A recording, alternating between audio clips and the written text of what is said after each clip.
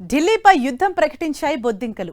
Neat paper leak, CBSE, OSM వ్యవస్థలో జరిగిన అవకతవకలకు బాధ్యత వహిస్తూ కేంద్ర విద్యాశాఖ మంత్రి ధర్మేంద్ర ప్రధాన్ తక్షణమే రాజీనామా చేయాలనే డిమాండ్తో కాక్రోచ్ జనతా పార్టీ దేశ రాజధాని ఢిల్లీలోని జంతర్ మంతర్ వద్ద చేపట్టిన ఆందోళనతో తీవ్ర ఉత్కంఠ నెలకొంది.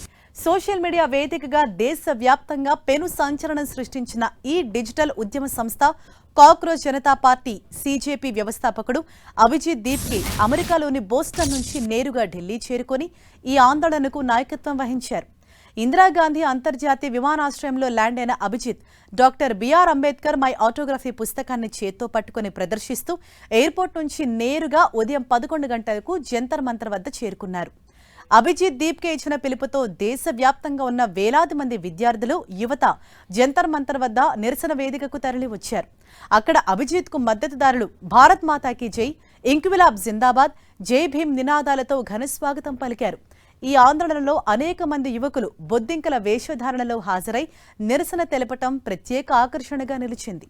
ఈ సందర్భంగా విద్యార్థులు కేంద్ర ప్రభుత్వ తీరును ఎండగడుతూ ధర్మేంద్ర ప్రధాన్ రాజీనామా చేయాలి, మేము మేక్ ఇన్ ఇండియా అడిగితే మీరు లీక్ ఇన్ ఇండియా ఇచ్చారంటూ ప్లకార్డులు పట్టుకుని పెద్ద ఎత్తున నినాదాలు చేశారు. ఈ సందర్భంగా నిరసనకారులను ఉద్దేశించి అభిజిత్ దీప్కి మాట్లాడుతూ సంచలన వ్యాఖ్యలు చేశారు. బొద్దింకలకు భయం ఉండదని, అవి ఎప్పటికీ చనిపోవని పేర్కొంటూ దేశ యువత కూడా ఇకపై దేనికి భయపడదని, తమ హక్కుల కోసం చివరి వరకు పోరాడుతుందని స్పష్టం చేశారు. పరీక్షల నిర్వహణలో వైఫల్యాలు ఎదురవుతున్నా కేంద్రం నిర్లక్ష్యంగా వ్యవహరిస్తోందని, విద్యాశాఖ మంత్రి ధర్మేంద్ర ప్రధాన్ తన పదవికి రాజీనామా చేసే వరకు తాము ఈ పోరాటాన్ని ఆపే ప్రసక్తే లేదని, అప్పటి వరకు విశ్రమించబోమని భీష్మించి కూర్చున్నారు.